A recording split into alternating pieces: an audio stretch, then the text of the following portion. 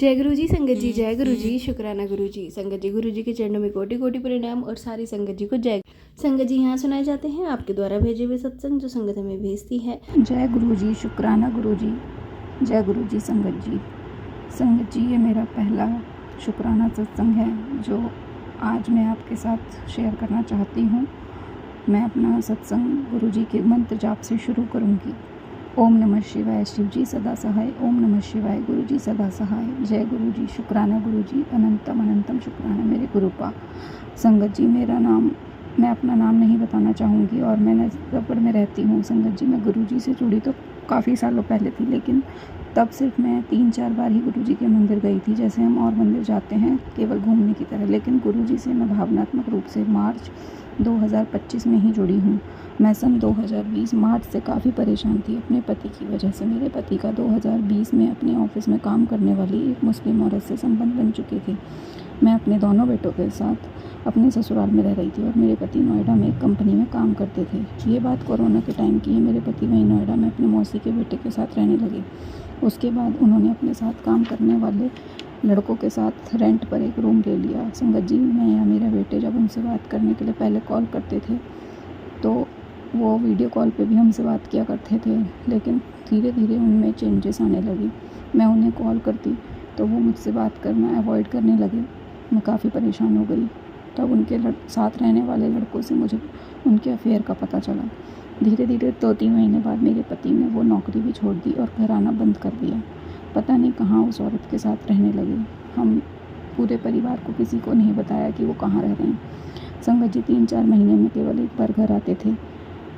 घर के राशन के पैसे और बच्चों की पढ़ाई के पैसे भेजते थे। बाकी मुझसे उन्हें कोई मतलब नहीं था।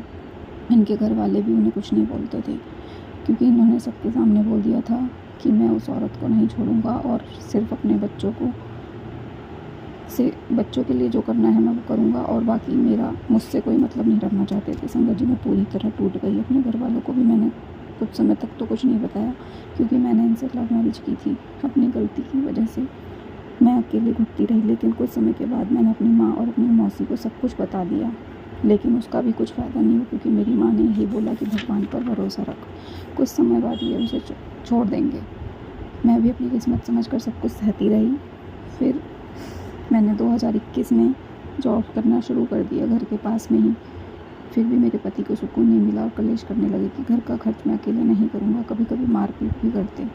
फिर संगत जी, जून 2023 में ये घर आकर रहने लगे। इन्होंने उस औरत से बात करना बंद कर दिया, लेकिन जनवरी 2024 में फिर से उससे बात करना और मिलना शुरू कर दिया। उसके बाद तो 2-3 दिन के लिए गायब रहने लगे। हर 15 दिन में मैं फिर से काफ़ी परेशान हो गई। मैं झाड़ फूँक वाले बाबा से भी मिली, जो उपाय वो बताते थे वो भी किए, लेकिन उनके अंदर कोई भी बदलाव नहीं हुआ। बल्कि पिछले 6 महीने से तो वो मुझे तलाक देने की बात करने लगे। मैंने एस्ट्रोलॉजर ऐप पर पंडितों से भी बात की। मैंने काफ़ी पैसा बर्बाद किया अपनी शादी और अपना परिवार बचाने के लिए, लेकिन कोई फ़ायदा नहीं हुआ।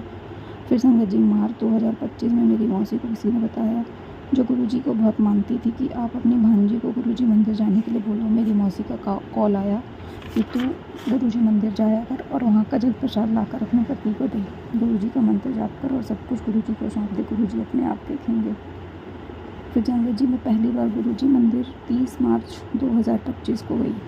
उस दिन ईद भी थी, सोमवार था। मुझे गुरुजी का जल प्रसाद मिला। फिर चाय प्रसाद के साथ कड़वा प्रसाद और ब्रेड पकौड़ा प्रसाद मिला। वो हमने वहाँ पर खाया और गुरुजी मंदिर में काफ़ी रोई और गुरुजी को अपना सब कुछ सौंप दिया कि आप ही संभालो। उसके बाद वहाँ से मुझे गुरुजी का स्वरूप मिला। फिर संगत जी, अगले हफ्ते मैं किसी वजह से बड़े मंदिर नहीं जा पाई। फिर 12 अप्रैल को मैंने अपने पति से कहा कि कल मैं बड़े मंदिर जाऊंगी, तो मेरे पति खुद बोले कि मैं भी चलूँगा। मैं इतनी हैरान हो गई कि संगत जी, पिछले 5 सालों से मेरे साथ जो इंसान एक अजनबी की तरह रह रहा था, आज वो मुझे खुद अपने साथ चलने के लिए बोल रहा है। और संगत जी, जब मैं 30 मार्च को मंदिर पहली बार गई थी, उसके अगले दिन मेरे पति उस औरत के पास गए थे और दिन में उन्होंने मुझे कॉल करके बोला, वो रो भी रहे थे और कहने लगे कि वो औरत मुझे छोड़ रही है। उस औरत ने भी मुझसे बात की कि मैं इनके साथ रिश्ता नहीं रखना चाहती, आप समझाओ उन्हें। मैंने कुछ नहीं बोला और फ़ोन काट दिया और गुरुजी का शुक्राना किया कि ये सब गुरुजी ने किया है। संगत जी, वो औरत सिर्फ मेरे पति के पास पैसों के लिए थी, क्योंकि उस औरत के मेरे पति के अलावा और भी मर्दों के साथ संबंध थे। उस औरत ने मेरे पति से ये भी बोल रखा है, अब पता नहीं गुरुजी, मैं नहीं जानती कि ये सच है या झूठ है, कि उसका एक बेटा है और उसने मेरे पति को यही बोल रखा है कि वो बेटा मेरे पति का है। फिर 13 अप्रैल बैसाखी को मेरे पति और मेरे दोनों बेटे गुरुजी मंदिर गए। हमने वहाँ लंगर प्रसाद मिला, थोड़ा हमने वहीं पर खाया और थोड़ा घर लाकर। लेकिन संगत जी, मेरे पति उस औरत के ऊपर केस करने के लिए बोल रहे हैं, लेकिन मैं नहीं चाहती कि वो ऐसा कुछ करे। लेकिन मेरे पति बोल रहे हैं कि उसे जितना पैसा इन्होंने दिया है वो वापस लेना चाहते हैं। लेकिन गुरुजी, मैंने अपने पति को समझाया कि जो पैसा चला गया, मुझे उसका कोई लालच नहीं है, अब आप मेरे साथ पहले की तरह रहो। लेकिन गुरुजी, अभी भी मेरे पति रात में दूसरी औरतों के साथ चैटिंग करते हैं। बस मुझे यही डर लगता है गुरुपा कि कहीं फिर से मेरे पति उसी रास्ते पर ना चले जाएं। तो प्लीज़ गुरुपा, आप अपनी कृपा बनवाना। जिस तरीके से आपने इतना कुछ किया है, मुझे आपको आगे भी पता है, आप मेरा साथ दोगे। आपने मेरा हाथ जब पकड़ा है तो आप मेरा साथ अब नहीं छोड़ोगे गुरुपा। प्लीज़ गुरुपा, आप मेरा हाथ मत छोड़ना। आपका कोटि कोटि शुक्राना मेरे गुरुपा। गुरुपा, मेरा एक बड़ा बेटा जो 10वीं क्लास में आया है, उसकी तरफ से मैं थोड़ा सा परेशान रहती हूँ, क्योंकि वो अपना मन पढ़ाई में नहीं लगाता। उसे मैंने अपनी मम्मी के पास भेज रखा है, वो वहीं पर रहता है। वो फिर सिर्फ फ़ोन और टीवी वगैरह में ही ध्यान लगाता है। तो गुरुपा, प्लीज़ अपनी कृपा उस पर भी बनाइए, उसे सद्बुद्धि दीजिए गुरुपा। सब कुछ आपको ही देखना है गुरुपा, सब कुछ आप देखिए गुरुपा। गुरुपा, आप मुझे कभी कबूतर रूप में दर्शन देते हैं, कभी मुझे आप 777 की ब्लेसिंग भी देते हैं, कभी आप मुझे तितली के रूप में भी ब्लेसिंग देते हैं। उसके लिए आपका कोटि कोटि शुक्राना गुरुपा। अपनी कृपा दृष्टि ऐसे ही हम पर बनाए रखना गुरुपा। बस अब आप हमारे ऊपर ऐसे ही अपना हाथ रखना गुरुपा। अब मैं अपने सत्संग को यहीं विराम देती हूँ गुरुपा। संगत जी, अगर मेरे से कोई भूल हुई हो सत्संग करने में तो मुझे क्षमा करना। ये मत गुरुपा, आप भी मुझे माफ़ करना अगर मुझे सत्संग करने में कोई भूल हुई हो।